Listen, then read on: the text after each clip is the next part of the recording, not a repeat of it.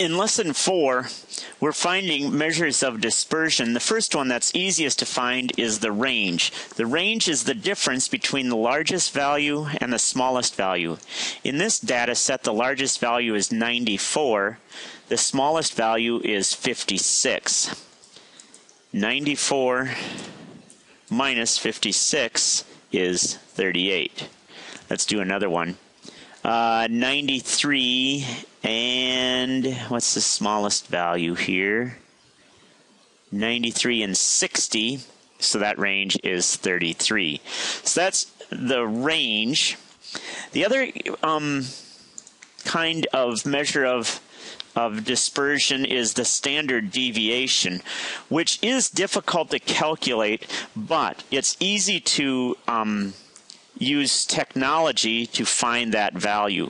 The first thing you want to do is go to the statistics mode, and we're doing one variable statistics, and so all you need to do is to enter the values 74 and 87, 83, 76, 76, 91, 75, 59, 84, and 64.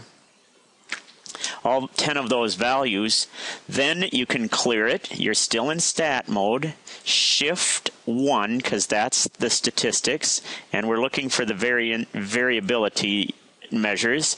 And the population standard deviation is number 4, because we're looking for population standard deviation. And we get 9.9 as the population standard deviation. Oh, I'm sorry, that's the samples. That's the sample one. Let's do the other one. Population standard deviation is number 3, and we get 9.4 is the population. Yeah, it's the sigma x, not the SX.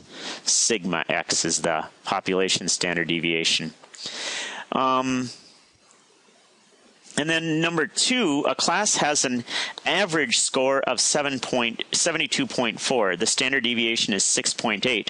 How many standard deviations from the mean is a score of 43.4? So to solve this one, we're going to find the difference between our score, 43.4, minus 72.4, that's the average, our score minus the average, divided by the standard deviation. So on our calculator, we would have a fraction, mode 1, we would have a fraction 43.4 minus 72.4, and then it's divided by 6.8, and we get an average of negative 4.3 rounded to 1 decimal point. Negative 4.3 because it's below, our score is below average. The other kind of problem that we have to be able to do, I forgot to save that one. Let's do it again. All right, the other one is using scenarios involving quality control. The rules for this are found on page 361 and 362 in your textbook, or around there someplace. And this is for medical lab technicians. They use these rules to decide whether their lab techniques are working properly or not. So they chart each lab procedure according to the normal curve. And so they have their control limits listed on the chart. 1 standard deviation, 2 standard deviations, 3 standard deviations, 4, above and below.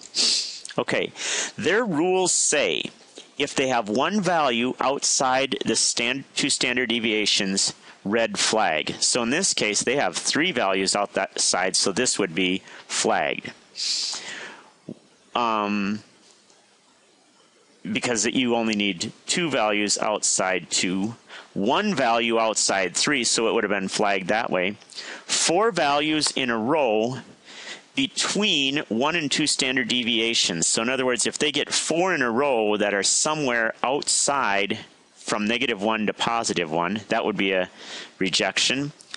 two successive values 4 standard deviations apart, so even though they're inside the range, if they are 4 standard deviations apart, then reject it. And then 10 values in a row on the same side of the mean, you should reject.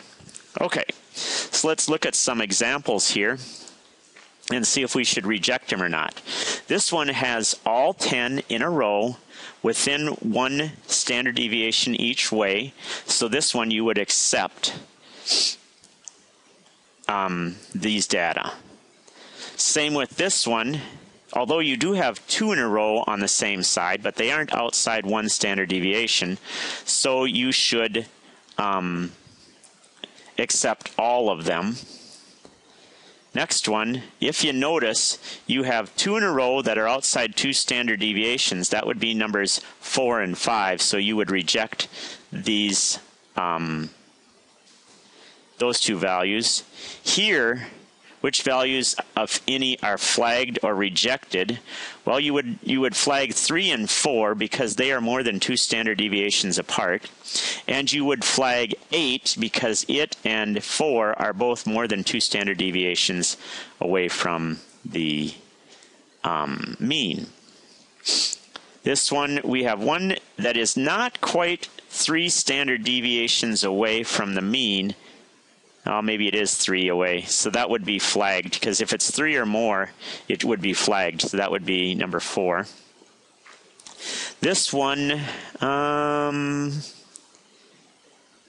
flag number 8, it's not more than 3 standard deviations away, but it is more than 3 standard deviations from -1. No, it's not. It's more than 3 standard deviations away from number 9, because that's 2 standard deviations below the mean. So you would flag number 8.